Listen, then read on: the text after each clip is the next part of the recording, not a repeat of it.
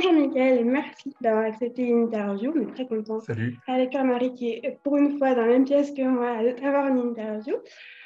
Pour commencer, je voudrais que tu te présentes, s'il te plaît. Je suis Michael Roch, je suis un jeune écrivain caribéen de science-fiction caribéenne. Là, c'est mon... J'ai arrêté de compter le nombre de romans, parce qu'il y en a qui sont en numérique uniquement et d'autres qui sont aussi publiés en version brochée. Mais disons, je crois que c'est le troisième roman broché que je sors en solo, Terre Marron, et qui va être donc là présenté aux Imaginaires. Avec les éditions La Volte. Qu'est-ce que ça veut dire science-fiction caribéenne?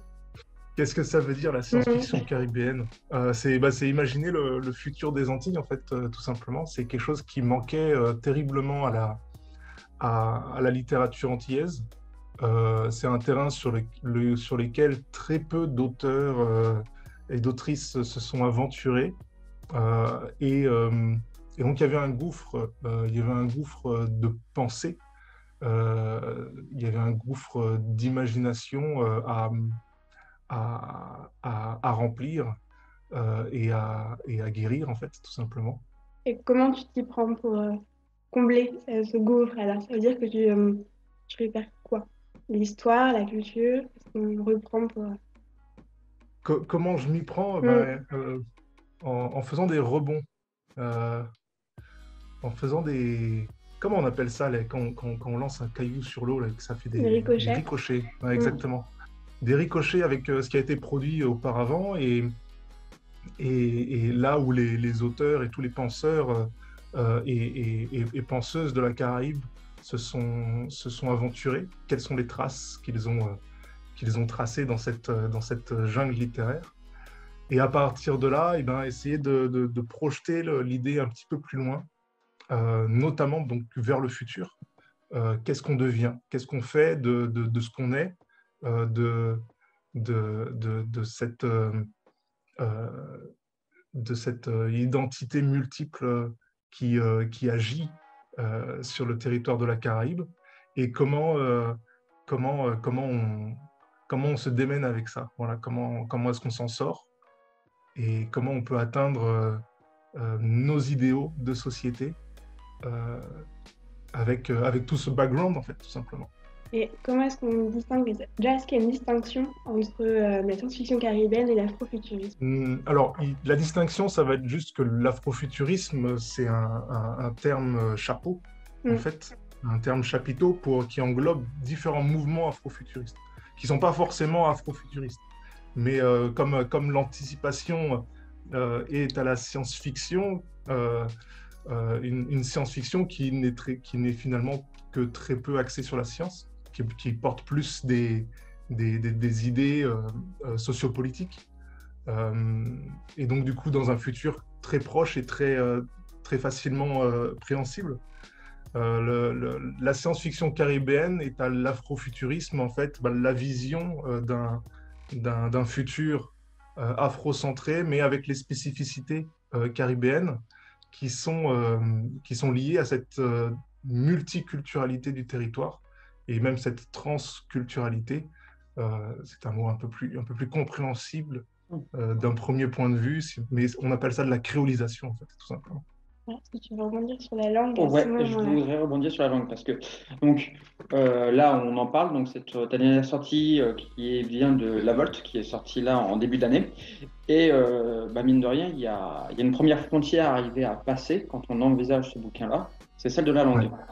ouais. C'est une langue qui est extrêmement phonétique et à plusieurs passages, puisqu'on en a discuté avec d'autres personnes, à plusieurs passages pour bien comprendre ce que tu voulais dire, eh bien, il faut passer par une lecture orale et pas juste intellectuelle, parce qu'il y a beaucoup de choses phonétiques. Alors, ce que tu écris dedans, c'est une langue. Est-ce qu'elle est imaginée ou c'est une langue réelle? Elle n'est pas du tout imaginée, oui, effectivement, c'est le créole des Antilles. Alors, il y a des mix. Euh, c'est pas que du créole martiniquais, il y a aussi du créole guadeloupéen. Euh, il y a, il y a aussi des néologismes qui sont en créole, qui existent déjà, qui sont Mhm. très peu connus de la population caribéenne. Et il y a aussi des néologismes que j'ai apportés moi-même à cette langue pour le besoin du récit.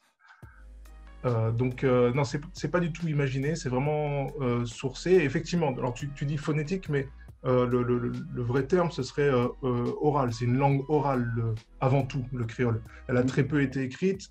Aujourd'hui, il y a des universitaires qui se sont penchés sur la graphie donc du créole. Il y a deux écoles graphiques qui s'affrontent, qui se sont affrontées un petit peu pour imposer leur vision de l'orthographe créole. Mais encore aujourd'hui, les gens pratiquent très peu l'écriture et la lecture en créole. Donc même pour des Caribéens, ça va être un challenge de rentrer dans le bouquin parce qu'il va falloir effectivement lire quelque chose qu'ils ont toujours eu l'habitude de ne juste qu'entendre. Après, effectivement, c'est une langue qui se découvre phonétiquement, qui parfois est très proche du français, qui emprunte parfois des mots au français, mais pas que, qui a aussi ses propres idiomes, je crois qu'on dit ça comme ça, hein, ses propres mots en tout cas. Donc voilà, le plus simple, effectivement, quand on est très peu familier avec la lecture créole, c'est de le lire à voix haute et le mot apparaît dans la langue, effectivement. Et puis, indépendamment de ça, dedans, tu as au début du bouquin, en tout cas, deux personnages. Un bouquin pur créole, enfin un personnage pur créole, et puis un personnage qui se définit comme un immigré, qui va à Lanville. Et même le créole n'est pas le même chez les deux. Chez ces deux personnages-là, ils n'utilisent pas le même créole. Oui, il y a un personnage, donc c'est Pat, qui est en prise avec une espèce de bataille mentale entre est-ce qu'il doit penser en français, est-ce qu'il doit penser en créole, comment il peut faire cohabiter ces deux langues à l'intérieur de lui. Et en fait, le créole va venir s'immiscer et exploser dès qu'il peut. Dès qu'il a de la place, en fait, le créole revient à l'assaut dans sa tête et dans sa pensée. Et à côté de ça, on a Joe qui est marseillais. Et alors lui, du coup, il parle pas créole, mais il parle l'argot des rues de Marseille, notamment. L'argot des cités. Alors, il y a aussi, là, il y a un mélange de l'argot des cités que moi-même j'ai connu quand j'étais adolescent. Il y a l'argot provincial, marseillais, j'ai envie de dire du vieux port, de la Canebière, donc des pêcheurs finalement, de ceux qui sont vraiment du pur terroir de Marseille. Donc un argot régional. Et tout ça, ça vient se mêler aussi en lui et il va venir à la rencontre du créole caribéen. Et c'est vraiment ça l'expérience de ce choc des cultures, cette expérience non plus de pluriculturalité, de deux cultures qui seraient l'une à côté de l'autre, mais une expérience d'emmêlement et une résurrection, une naissance de quelque chose d'autre encore qui apparaît à la frontière de ce choc. Pour toi, la communication est un des thèmes majeurs de ce bouquin. Tu l'as même mis en dédicace au tout début. Pourquoi avoir fait un bouquin, donc c'est de la science-fiction caribéenne, mais aussi axé sur la communication, que ce soit entre les personnages et même entre toi et tes lecteurs? Parce que faut voir ça comme une expérience de lecture, une expérience de justement ce qu'est la créolisation et quel est son exemple direct dans la société. Le premier de ces exemples, effectivement, c'est les rencontres de la langue, la mise en contact, la mise en relation des langues. Et elle agit déjà sur le territoire caribéen, elle agit déjà sur les territoires comme les banlieues en France. Maintenant, voilà, il fallait pouvoir la retranscrire, cette expérience de mise en relation, la retranscrire dans le texte et ne pas la laisser qu'au personnage. Je n'avais pas envie de la laisser au personnage. C'est quelque chose que je fais très souvent dans mes textes, finalement. J'essaye de retranscrire l'expérience des personnages, de la transmettre plutôt au lecteur. Et donc, il était hors de question de privilégier une langue ou une autre dans ce texte-là qui parlait justement de ne pas laisser une langue en écraser une autre. Donc il fallait que le lecteur soit aussi dans la peau du personnage et puisse faire cette rencontre avec l'autre, avec ce qui va le déranger, avec comment est-ce qu'il va, par ses propres valeurs universalistes, on va dire, diversalistes pour moi, par ses propres valeurs-là, comment est-ce qu'il va faire l'effort d'aller vers la rencontre de l'autre et son, comment dire, plus que son acceptation, en fait, son entremêlement avec son propre soi. Voilà, pour enfin faire monde, en fait. C'est le but du bouquin, retrouver le tout monde. On l'a pas pitché encore, ce bouquin. Et voilà, c'est le but des personnages, retrouver le tout monde. Mais c'est exactement ça.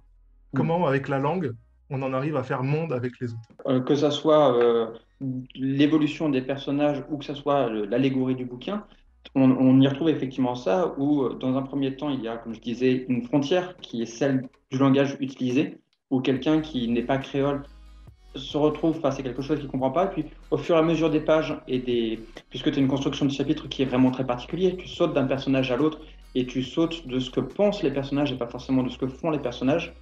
On se retrouve à avoir l'habitude et en fait, à faire corps avec les personnages, alors qu'au départ, pas du tout. On était vraiment même rejeté par les personnages. Cette langue est un rejet, en quelque sorte. Bah, oui, après, c'est ce qu'on perçoit de l'autre. C'est toujours ça, quand on rencontre l'autre, l'autre nous exclut par son simple fait d'exister. Mais la rencontre, c'est justement comment lutter contre cette sensation d'exclusion. Et il faut aller au-delà de ça pour justement rentrer dans le bouquin, rentrer dans l'aventure et ne pas se dire que le bouquin est là pour nous rejeter. Non, toutes les clés sont dans le bouquin. Comme à chaque fois que j'écris un truc. Même dans le livre jaune, c'était déjà ça. C'était une expérience de lecture avec toutes les clés qui sont finalement données à un moment donné ou à un autre dans le bouquin. Donc à partir de là, bah oui, c'est libre à tous de se dire « Ah non, c'est pas pour moi, je referme. Je préfère rester replié sur ma langue, sur ma littérature française. L'autre ne m'intéresse pas. » Et rester dans cette indifférence. La diversalité, c'est justement le contraire. C'est à la fois le respect et l'accueil de la différence. Tu as évoqué donc Le Roi en jaune, et ça tombe bien, c'était ce que je voulais évoquer juste après.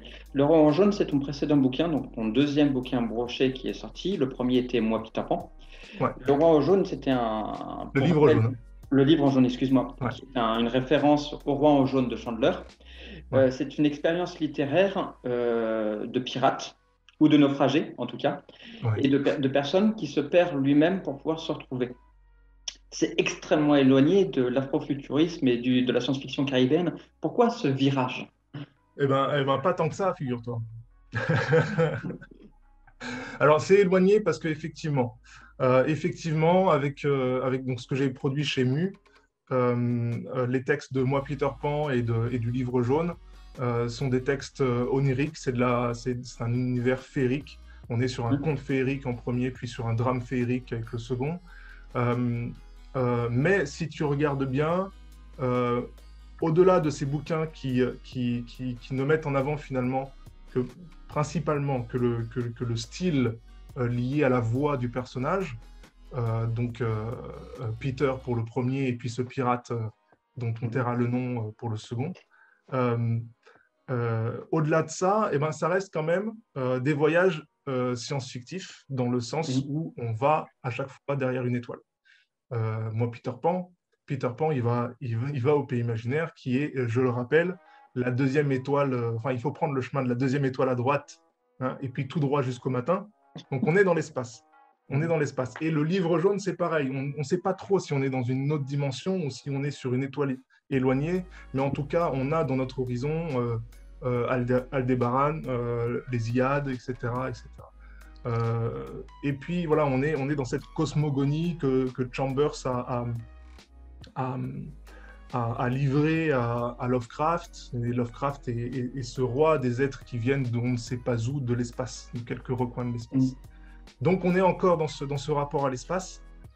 Et et dans le livre jaune, effectivement, tu parles de pirates, mais les pirates, bon, il y en avait peut-être sur les côtes bretonnes, mais enfin, le plus connu, ça reste quand même Jack Sparrow, qui est un pirate des Caraïbes. Donc, on est quand même sur un territoire caribéen. D'ailleurs, une partie du bouquin se passe sur l'île Noire, qui est caribéenne.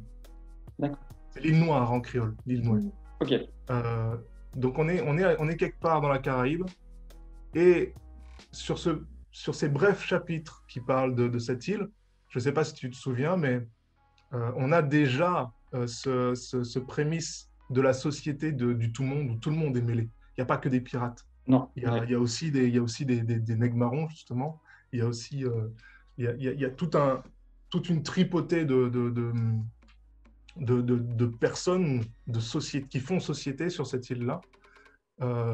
Et donc, on est dans une problématique qui déjà, au-delà du naufrage individuel du pirate, se pose avec cette connexion à tous les autres. Donc, déjà, Caraïbes, et puis problématique caribéenne. Et puis, dans les étoiles, le déplacement des problématiques afrocentrées dans les étoiles, ça porte un nom en afrofuturisme. C'est de l'astro-blackness, de l'astro-négritude en français. Donc on est déjà dans de l'afrofuturisme, finalement. Tu en parlais sur le Roi en jaune. Dans les remarques que j'avais très très souvent entendues dans le Roi en jaune, il y a le fait que c'était un livre extrêmement hermétique et que beaucoup de personnes avaient refermé le livre en disant « c'est pas pour moi, c'est beaucoup trop onirique, c'est beaucoup trop poétique, je ne comprends pas où est-ce que l'auteur veut m'emmener ». Et je pense à certains très bons amis à qui il a fallu dire « relis-le une deuxième fois, tu verras la deuxième lecture, c'est celle qui t'enchante. La première, c'est celle qui te rebute, la deuxième, c'est celle qui t'enchante, et tu ne pourras pas le lâcher. » Et c'est le cas. Et là, je n'ai pas du tout trouvé la même chose sur ta nouveauté, où en fait, il y a un peu le même schéma, mais qui se passe sur le premier tiers, qui est vraiment le côté la langue qui pose problème. Et puis, c'est un endroit où on parle de topographie, toponymie, mais on ne sait pas trop comment ça se passe. Il n'y a pas de géographie, il n'y a pas de carte. C'est très nébuleux. Et en fait, c'est vraiment le côté lâcher prise. Et une fois qu'on a réussi à lâcher prise, on avance dans le bouquin et on trouve le bouquin. C'est vraiment une discussion que toi, tu vas avoir avec les lecteurs dedans. Et qui est très, très intéressante. Il n'y avait pas de question là-dedans. Ma question, c'est tu as commencé à l'aborder sur les noms en caribéen, donc c'est l'île Noé et l'île Noire. Le titre, est-ce que tu peux me le lire en caribéen? J'ai un très mauvais accent. Terre marron. Et alors, qu'est-ce que ça veut dire? C'est la terre marronne. Terre marronne, donc ça fait directement et explicitement référence aux nègres marrons. Qui marronnaient des plantations, donc c'est-à-dire qu'ils s'enfuyaient, se libéraient du joug de l'esclavage en prenant, j'ai l'expression française, en prenant le maquis, mais en fait, voilà, ils partent dans le Zion et ils vivent dans le Zion. Donc ces nègres libérés sont donc les nègres marrons. Et donc la terre marronne, c'est exactement ça, c'est cette terre de liberté, finalement, mais aussi terre qui nous a échappé. Terre qui a été perdue, puisque le but des personnages dans ce bouquin, c'est de retrouver le tout monde, la terre de leurs ancêtres. Donc c'est une terre perdue, un petit peu comme une Atlantide, tu vois. Marron, en créole, en balle marron, c'est une balle perdue. Voilà, une balle qui s'est échappée de sa trajectoire et une balle qu'on a effectivement que son tenant a perdue. Et voilà, on pourrait s'amuser à aller trouver d'autres significations. Principalement, c'est ça. Mais par exemple, on a ce personnage de Joe qui est marseillais, donc. Et à Marseille, le terme de marronner, ça ne veut pas dire prendre la poudre d'escampette et aller dans les champs. Enfin, sortir du champ, plutôt. Ça veut dire râler. Et aux Antilles, on a cette immense héritage militant et gréviste de gens qui ne font que marronner, et ça en devient des grèves qui sont parfois très éternelles. C'est un des thèmes de ce roman aussi, donc ça pourrait revêtir cette signification de terre de râle, de râlement, je ne sais pas comment on dit. Effectivement, tu le dis quasiment dès le départ, que les grèves qui durent 100 ans ne savent à rien et que si les grèves ça se saurait, il vaut mieux agir plutôt que râler. Ouais, elles ne servent plus à rien. En tout cas, ouais, les personnages ont du mal à saisir comment ça peut encore servir à quelque chose alors qu'ils sont constamment en grève. Bah, du coup, ma dernière question pour clôturer. Quelle lecture tu pourrais recommander alors, pour aller vers tes livres, là, en l'occurrence? Alors, pour aller vers ce bouquin de Terre Marron, je recommanderais la lecture de Rosewater de Tadé Thompson, qui est du coup aussi une science-fiction, pour le coup, nigériane, qui se passe dans une ville qui s'appelle Rosewater, une ville que l'auteur a créée, où il y a un phénomène extraterrestre qui est apparu et du coup la ville s'est construite tout autour comme un bidonville parce que ce phénomène extraterrestre qui est une espèce de bulle qui va s'ouvrir chaque année à une période spéciale, libère des spores qui vont venir guérir les populations qui sont autour du dôme, autour de cette bulle. Et donc c'est aussi une variation sur le thème de la rencontre de l'autre. Là, pour le coup, si vous ne parlez pas Igbo ou quoi que ce soit, vous allez avoir du mal avec avec les lignes de dialogue qui ne sont pas en français. Je crois qu'elles sont traduites peut-être. Mais en tout cas, voilà, moi, je ne regarde jamais les traductions. Je préfère justement rester dans cette magie des choses qui m'échappent. Et voilà, je comprends pas. C'est pas grave, quoi. Je continue ma lecture. Donc ouais, Rosewater de Tadé Thompson. Et puis pour peut-être mieux comprendre les concepts de tout monde, de créolisation, de diversalité qui sont qui sont cités dans Terre Marron, ce serait de lire le dernier roman de Patrick Chamoiseau, qui est Le Compteur, le Panier et la Nuit. Et puis pourquoi pas de lire Le Traité du Tout-Monde d'Édouard Glissant, puisque la référence est explicite dans le bouquin. Voilà, ce sont trois ouvrages qui, je pense, pour ceux qui s'intéressent justement à cette créolisation du monde que l'on observe de plus en plus et qui du coup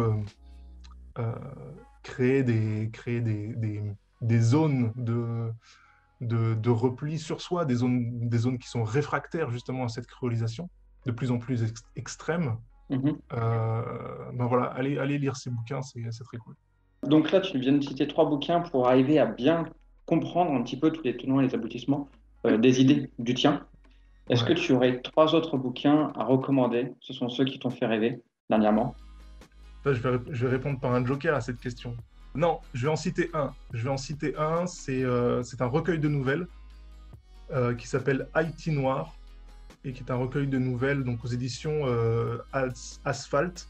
Un recueil de nouvelles de polar, noir, un peu fantastique, avec des touches de fantastique, thriller un petit peu, d'auteurs et d'autrices qui sont haïtiens et qui nous parlent de leur île avec ce regard très particulier de ceux qui ont vécu une apocalypse. C'était, je ne sais plus en quelle année c'était, au début des années 2000, il y a eu cet énorme tremblement de terre qui a ravagé Port-au-Prince, donc la capitale d'Haïti, 2003. Oui, il me semble que c'est 2003. C'est fort possible. Et du coup, voilà, ces auteurs et autrices ont vécu ça. Et les nouvelles sont à cheval entre juste avant et juste après ce tremblement de terre. Entre autres, avec tous les autres problèmes politiques et sociétaux qu'ils rencontrent sur cette île, écologique aussi. Mais du coup, ça fait des textes qui sont hyper poignants et que du coup, je recommande. Haïti Noir, ça s'appelle. Haïti Noir, très bien, c'est noté. Bien noté, merci beaucoup. Et du coup, on va te découvrir toi et tes livres à Angers dans pas très longtemps. Dans un mois. Ouais. On tourne, mais dans quelques jours quand la vidéo sort. Voilà. Merci beaucoup. Merci à vous et à très vite à Angers du coup. Bah oui. Avec plaisir.